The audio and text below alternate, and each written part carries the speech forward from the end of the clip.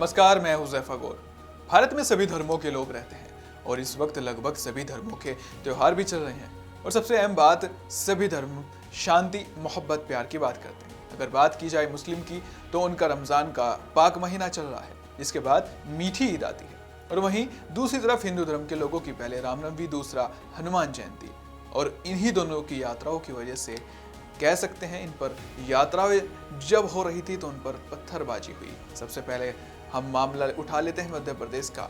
उसके बाद अब हनुमान जयंती की जब यात्रा निकल रही थी उस वक्त पत्थरबाजी हुई, यानी जब यह यात्रा निकाली जा रही थी तो पथराव हुआ। अभी यह जांच का विषय है कि शुरुआत कहां से हुई और किसने की, इसकी जांच चल रही है। हालांकि जांच से पहले ही एमपी में यानी कि मध्य प्रदेश में एक समुदाय के लोगों पर बुलडोजर चला दिया गया, यानी कि उनके घर तोड़ दिए गए, उनकी दुकानें तोड़ दी गई, अवैध बताकर बुलडोजर चलाया गया, जिसके बाद खूब राजनीति हो रही है। और कह सकते हैं कि एमपी में बीजेपी सरकार चारों तरफ से घिर चुकी है। तो पहले मध्य प्रदेश के खरगोन में हिंसा, अब ताज़ा मामला दिल्ली का है, यानी एमपी से सीधा हिंसा ने दिल्ली का सफर तय कर लिया है। दिल्ली के जहांगीरपुरी में हनुमान जयंती पर धार्मिक शोभा यात्रा पर पथराव के बाद भड़की हिंसा एक सोची समझी साजिश बताई जा रही है और इसके लिए बाहर से भी कुछ लोग आए थे। दिल्ली पुलिस की अब तक की जांच में ये बात निकल कर सामने आई है। दिल्ली पुलिस के मुताबिक जांच में सामने आया है कि जहांगीरपुरी में हुई हिंसा में बाहर से भी कुछ लोग आए थे। पुलिस लगातार जहांगीरपुरी के लोकल इनपुट से बाहरी लोगों की पहचान करवा रही है, लेकिन वीडियो में हंगामा कर रहे करीब 1 दर्जन लोगों की कोई पहचान नहीं हो पाई है। हालांकि पुलिस इस मामले में अब तक 21 लोगों को गिरफ्तार करने में कामयाब रही है। इस हिंसा से जुड़े अब तक दर्जनों वीडियो और सीसीटीवी फुटेज पुलिस को मिले हैं।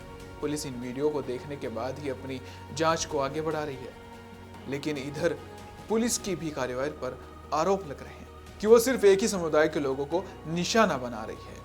लेकिन अब हिंसा की जांच क्राइम ब्रांच को हैंडओवर कर दी गई है, लेकिन इलाके के दंगाइयों को पकड़ने के लिए लोकल पुलिस भी लगातार दबिश दे रही है।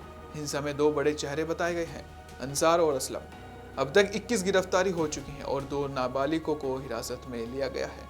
जांच में सामने आया है कि असलम को फायरिंग करने के लिए इलाके के ही एक क्रिमिनल गुल्ली ने भड़काया था। अब इस गुल्ली को पकड़ने की धर पकड़ चल रही है।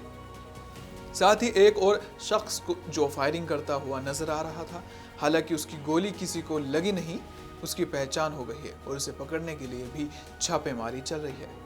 पुलिस ने इसके एक दूर के भाई सलीम को भी पकड़ लिया है, जो खुद दंगे में शामिल था। तो बता दें कि जहांगीरपुरी में शनिवार शाम को 2 समुदाय के लोगों के बीच पथराव हुआ और कुछ वाहनों को आग के हवाले कर दिया गया था।